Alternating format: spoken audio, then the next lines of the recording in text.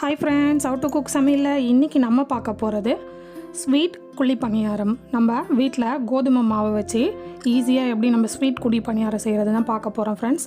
நல்லா பாருங்கள், எவ்வளோ சூப்பராக நல்லா சாஃப்டாக நம்ம கோதுமை மாவில் எப்படி நல்லா சூப்பராக நம்ம பணியாரம் ரெடியாக இருக்குதுன்னு பாருங்கள். இந்த ஸ்வீட் பணியாரம் செய்கிறதுக்கு ஒரு கடாயை எடுத்துக்கோங்க. கடாயில் நான் 250 கிராம் வெல்லம் எடுத்திருக்கேன். இந்த 250 கிராம் வெல்லத்துக்கு கொஞ்சமாக அது முழுகிற அளவு தண்ணி வச்சா போதும். இப்போது இந்த தண்ணியும் இந்த வெல்லமும் சேர்ந்து நல்லா ஒரே ஒரு கொதித்து வரட்டும்.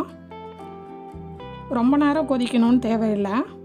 இந்த கட்டிங்கெல்லாம் கரைஞ்சி நம்மளுக்கு தண்ணி ஃபார்மில் லிக்யூடாக இந்த மாதிரி வந்தால் போதும்.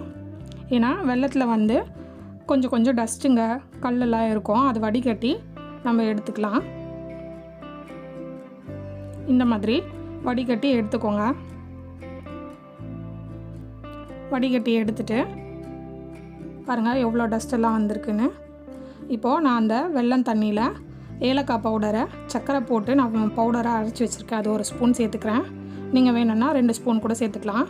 இப்போ நான் கோதுமை மாவு 200 கிராம் கோதுமை மாவு எடுத்திருக்கேன். ஏன்னா நம்ம வெல்லம் கொஞ்சம் ஸ்வீட்டாக இருந்தால் தான் பணியாரம் நல்லாயிருக்கும்.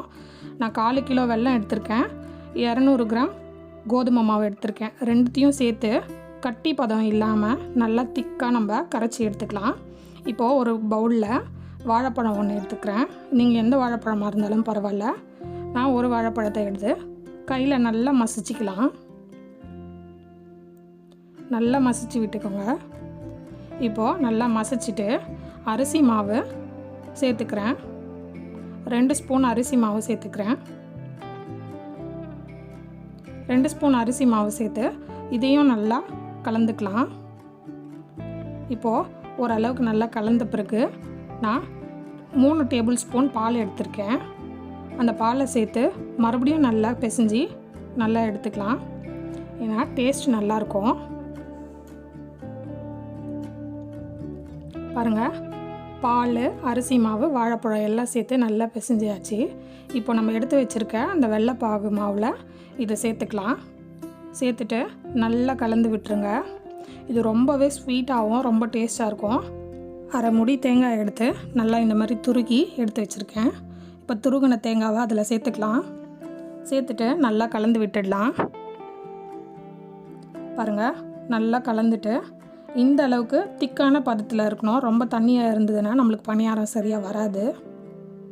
எவ்வளோ திக்காக நல்லா இந்த மாதிரி மாவை ரெடி பண்ணி வச்சுட்டு இப்போது ஒரே ஒரு பிஞ்சு சால்ட்டு சேர்த்துக்கிறேன். ஏன்னா ஸ்வீட்டுக்கு நம்ம சால்ட்டு சேர்த்தா டேஸ்ட்டு கொடுக்கும், அதுக்காக நல்லா சேர்ந்து கலந்து விட்டுடலாம். இப்போது குழி பணியாரம் கல் எடுத்து ஸ்வீட் குழி பணியாரம் செய்ய நெய்யில் செஞ்சால் தான் டேஸ்ட் நல்லாயிருக்கும்.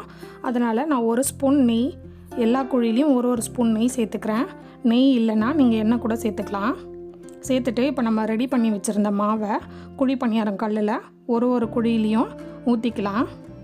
பாருங்கள், இந்த மாதிரி ஊற்றி இப்போது நல்லா எல்லா குழியிலையும் நம்ம ஊற்றியாச்சு. ஊற்றிட்டு மேலே ஒரு பிளேட் போட்டு கவர் பண்ணிடலாம். இந்த குழி பணியாரம் வீட்டில் செஞ்சு பாருங்கள் ஃப்ரெண்ட்ஸ், ரொம்பவே ஸ்வீட்டாக இருந்தது. இங்கே பாருங்கள், திருப்பி காட்டுறேன். எவ்வளோ சூப்பராக நல்லா மேலெல்லாம் கிறிஸ்பியாகவும் நல்லா சாஃப்டாகவும் நம்மளுக்கு குழி பணியாரம் ரெடி ஆகிட்டுருக்கு. இது ரொம்பவே குழந்தைங்களுக்கெலாம் பிடிக்கும் ஃப்ரெண்ட்ஸ். சீக்கிரமாக நம்ம ரெடி பண்ணிடலாம் வீட்டில் இருக்க கோதுமை மாவை வச்சு. நீங்களும் வீட்டில் இந்த மாதிரி குழி பணியாரத்தை செஞ்சு பார்த்துட்டு சொல்லுங்கள் ஃப்ரெண்ட்ஸ். பாருங்கள், நல்லா சூப்பராக வந்துடுச்சு. 2 பக்கமும் நான் எடுத்துடுறேன். அவ்வளோதான் ஃப்ரெண்ட்ஸ், நம்மளுடைய கோதுமை மாவு ஸ்வீட் குழி பணியாரம் சூப்பராக நம்ம வீட்லேயே செஞ்சிட்டோம். நானும் வீட்டில் செஞ்சு பார்த்தேன் ஃப்ரெண்ட்ஸ், ரொம்பவே டேஸ்ட் நல்லா வந்துச்சு. நீங்களும் வீட்டில் செஞ்சு பார்த்துட்டு எனக்கு எப்படி வந்திருக்குன்னு சொல்லி ஷேர் பண்ணுங்கள், கமெண்ட்ஸ் பண்ணுங்கள், லைக் பண்ணுங்கள். இது வரைக்கும் நம்ம சேனலை சப்ஸ்கிரைப் பண்ணலைன்னா உடனே போய் சப்ஸ்கிரைப் பண்ணிவிடுங்க ஃப்ரெண்ட்ஸ். Thank you friends.